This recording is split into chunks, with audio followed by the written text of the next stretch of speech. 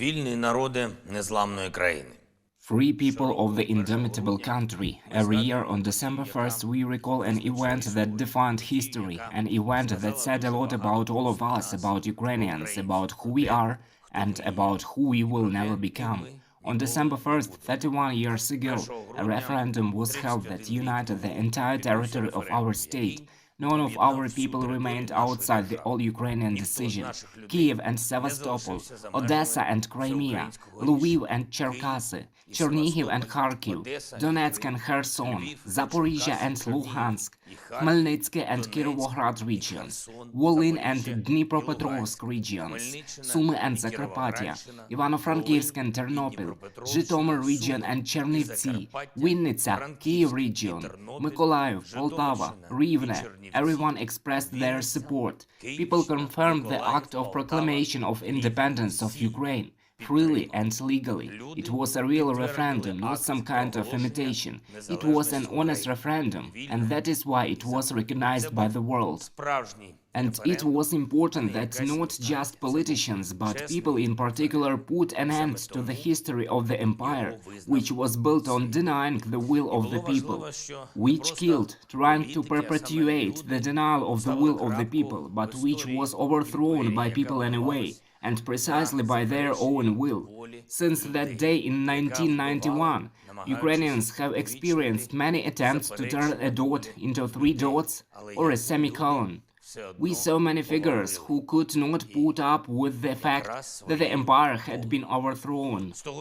We are still defending Ukraine against such comrades who wanted to celebrate the centenary of the empire this year instead of another anniversary of freedom. They wanted, but Ukrainians' rule will prevail. Our desire to live freely, expressed on August 24th and confirmed on December 1st, will not be broken. Ukrainians will never again be heirs of some empires. We have already gained it, and we will ensure the full independence of our state. We will ensure in particular spiritual independence. We will never allow anyone to build an empire inside the Ukrainian soul.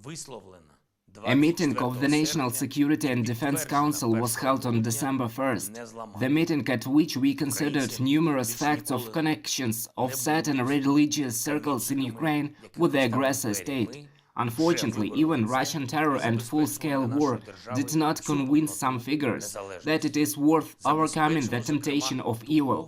Well, we have to create conditions where no actors dependent on the aggressor state will have an opportunity to manipulate Ukrainians and weaken Ukraine from within. So, first, the National Security and Defense Council instructed the government to submit to the Verkhovna Rada a draft law on making it possible for religious organizations affiliated with centers of influence in the Russian Federation to operate in Ukraine. Second, the State Service of Ethnopolitics and Freedom of Conscience was commissioned to ensure the religious examination of the management statute of the Ukrainian Orthodox Church for the presence of a church canonical connection with the Moscow Patriarchate and, if necessary, to take measures provided for by law. Third, ensure the verification of the presence of legal grounds and compliance with the conditions of use by religious organizations of the property located on the territory of the National Kyiv-Pechersk Historical and Cultural Reserve. Fourth, all bodies responsible for ensuring national security must intensify measures to identify and counter the subversive activities of Russian special services in the religious environment of Ukraine and apply personal sanctions. The surnames will be made public soon. And fifth, we need to raise the status and strengthen the capabilities of the State Service for Ethnopolitics and Freedom of Conscience. This structure will be reformed, which will enable it to really protect the rights and legitimate interests of the Ukrainians and the state. With these and other decisions, we guarantee Ukraine's spiritual independence.